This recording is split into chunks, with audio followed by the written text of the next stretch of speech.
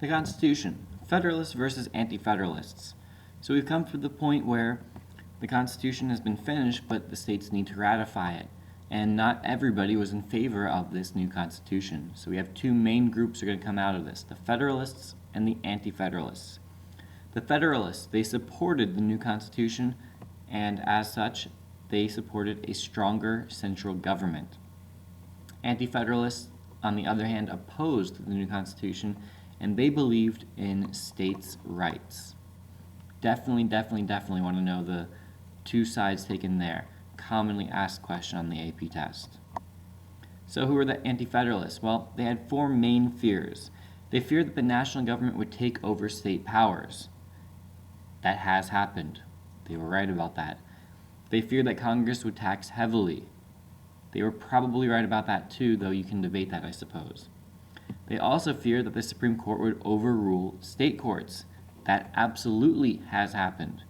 And lastly, they feared that the president would head a large standing army. That also has happened. So their fears weren't crazy. They were worried that these things would happen and they would take away powers from the states. And history has shown that they were pretty much right about that. They had a few goals, though, because they knew that they probably weren't going to win this fight. So they said, if we're going to lose and we're going to accept this new Constitution, then at least do a couple things. First, we need to have a Bill of Rights. And they were successful in this one. They demanded that we have a Bill of Rights added, and that did happen. And we know that that guaranteed us things like freedom of speech and religion and press and different protections from searches and seizures and guaranteeing us several different rights. So they were successful in that goal. The other two, however, they weren't as successful on. They also wanted to have more restrictions on governmental power, and they wanted to eliminate Congress's ability to tax. And anybody who has a job and has seen a paycheck knows that Congress can definitely tax us. So they were not successful on those two goals that they had. Now, in support of the Constitution, we have something called the Federalist Papers, and they were written by Alexander Hamilton, was the main author, James Madison, and John Jay. Now, what they were is very simple. They were newspaper articles. In the state of New York, they were trying to convince voters, or the state there, to vote in favor of ratifying the Constitution. Without New York, it would have been very unlikely that the Constitution would be ratified. So, they write these papers explaining the Constitution. If you remember back in the other video, we talked about the framers. The two main ones were Alexander Hamilton and James Madison. So they had the biggest part in writing the Constitution, and now this is them basically explaining what they meant when they wrote certain things. So what we care about is what it did.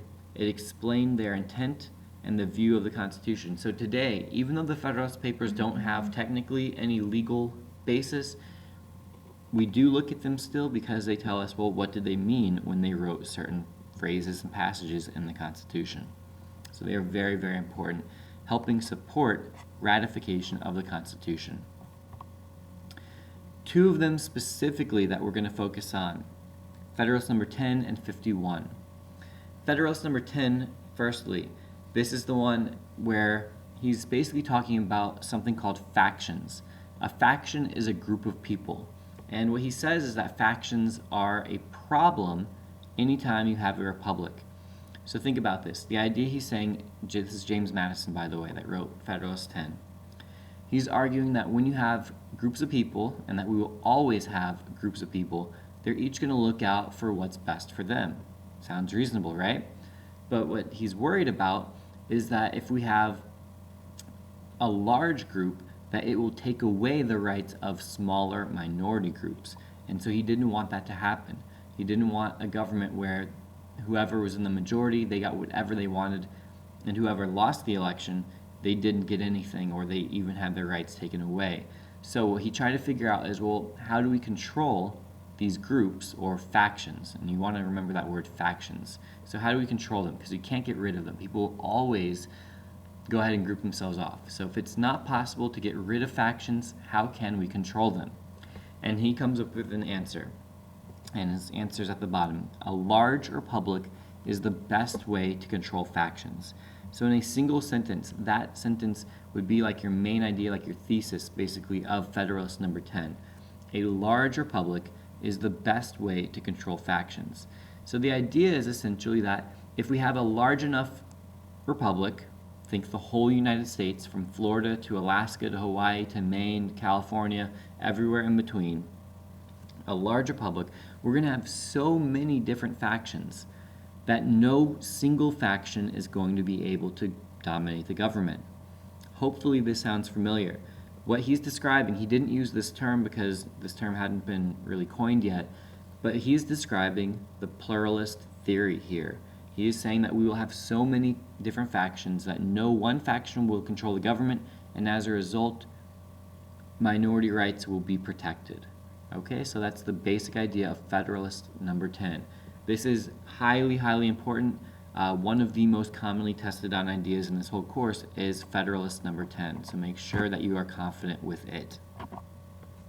Federalist number 51 is also important, probably less tested than number 10, but it is also important. Two main ideas talked about separation of powers and checks and balances. Here you have a very, very famous quote from Federalist 51. If men were angels, meaning if men were perfect, no government would be necessary. But as you and I probably know, men aren't perfect. So as a result, we need a government. But then he says, well, since we need a government, how do we do this? Because we have to enable the government to have some power, but yet not take too much power. So at the end he says you must first enable the government to control the governed, and in the next place oblige it to control itself. So how do you create a government strong enough to do things, but not so strong that it takes rights away from people? And this is a problem that we've been wrestling with for, as you can see, 220 years now. So the answers to this question, separation of powers and checks and balances, are the way to do this.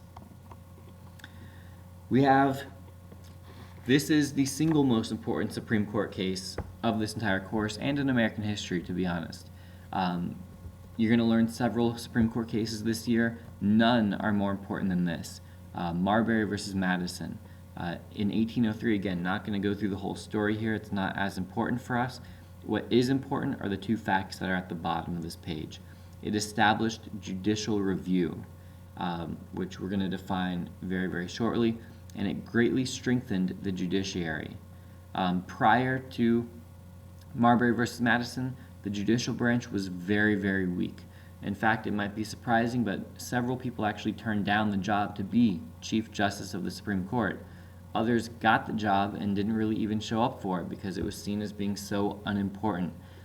After this Supreme Court case, though, that all changes, and it changes because of the idea of judicial review.